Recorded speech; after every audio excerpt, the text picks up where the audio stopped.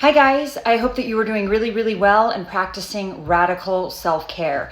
In this video today, what I'm going to talk about is a little bit more about no contact and breaking a trauma bond and how to go about doing it.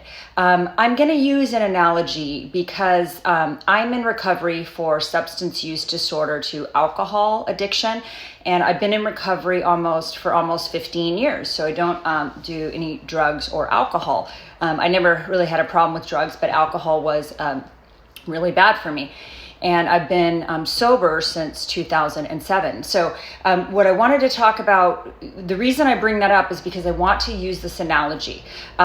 I know what it's like to overcome alcohol addiction. It's challenging. There's certain things that you need to do that help make it much easier. And I think a lot of those actually apply to these narcissistically abusive relationships. And in part, that's because these relationships are addictive.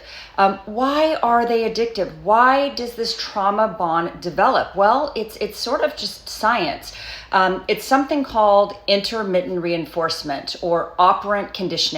And this has been studied quite a bit. If you Google just intermittent reinforcement or operant conditioning, you're going to see that it's one of the strongest types of bonds that can be formed.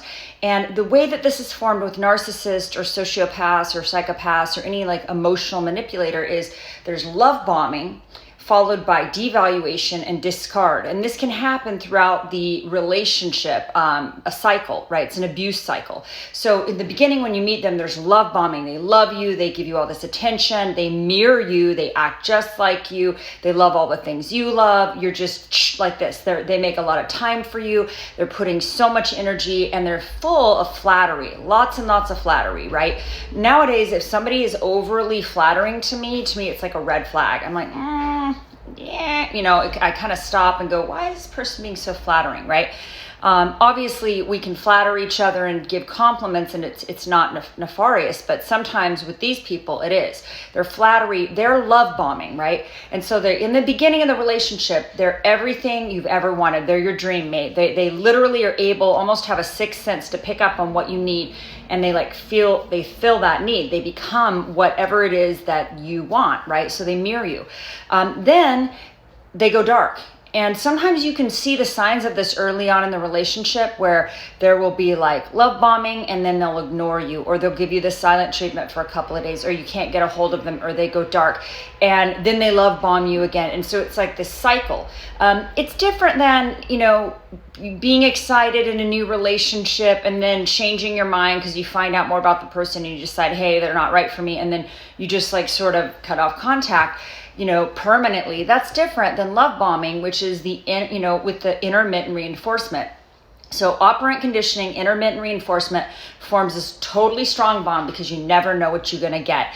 And anyone that's leaving you, I'm very careful now. If I get the feeling that somebody's like leaving me, like hanging for a day or whatever, I'm like, ooh, I wonder if that person's playing a game. And then I start really observing their behaviors, especially if they're like really intense and then they go dark. Like that's super weird. It's not a good sign. Anytime you're like waiting around or trying to figure it out, at least look at that. I'm not saying it always is, but it could be the case that you're being manipulated. So because there's this intermittent reinforcement, this very strong bond is formed, right? And it's a trauma bond as well because it's formed on abuse. It's a bond that's formed on, with abuse. The narcissist doesn't really bond. They don't really care about you at all. They only care about their own needs. You're an object to them.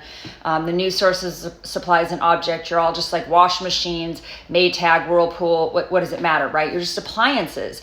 And the narcissist will keep you around as long as you're appliance, as long as you're providing them with something, whether that's social validation, if you're good looking and you make them look good, if you clean their house, you might be a good maid, if you provide them money, if you make them look normal, if you have high status or a good job and you make them look good, as long as you are making them look good. As soon as you become a washing machine that gets broken. And believe me, if you're in a relationship with them for a long time, they're going to break you. Little by little by little, you're like a frog being boiled in water. So they break their victims. And then once their victim is broken and empty and has nothing left to give, once that vampire of a narcissist has sucked their victims dry, then they often discard, because they've already ruined their washing machine. What do they need it for? They just kick it out to the junkyard.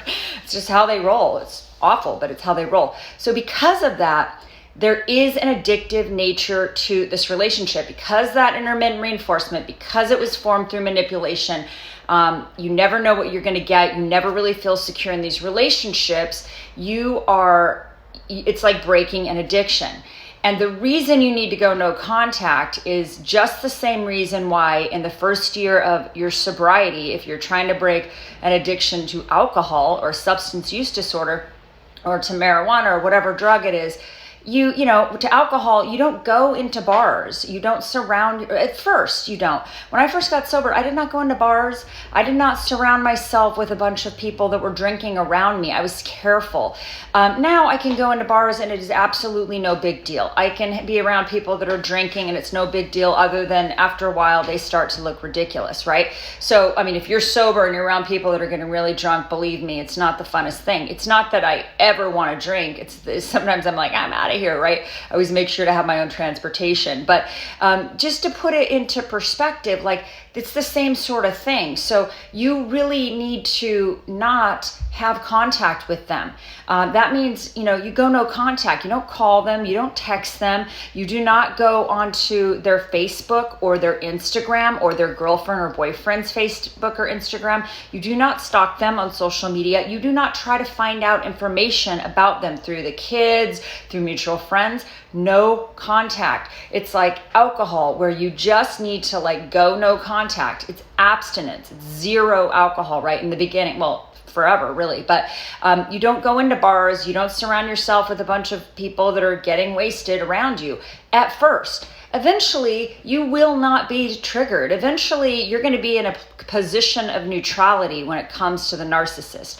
That's where I am with alcohol. I've been placed in a position of neutrality as long as I maintain the fitness of my spiritual condition. And I believe that the same thing is true for narcissism. Eventually, with these addictive relationships, you will be placed at a position of neutrality where you don't give a fig. Like, you don't care what they're doing. You're not even curious. That's where I'm like, I'm not even curious. I have no idea what that person's doing, and I don't care. I've never looked. I've never tried to look. I just don't care, because I did listen when they told me to go no contact. And I believe because I did that, it was like one day at a time, I was able to get a lot of healing and get out of that trauma bond and start getting some clarity. That's the other reason. You need to get out of being manipulated. And these people, if you're around them, they are going to manipulate you. And once you get out of active manipulation, you can start getting some clarity in your life about what's really going on, what's real and what's false, what's really happening. And then the more time you get out of the relationship, the more when you look back, you'll see how truly abusive it was.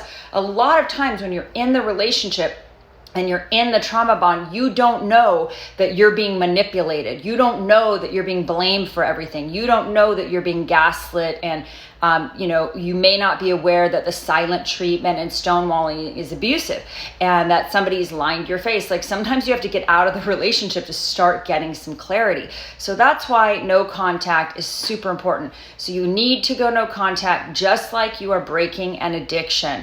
You don't go into the bars if you're 2 days sober. Eventually you can go into the bars and you will be unaffected.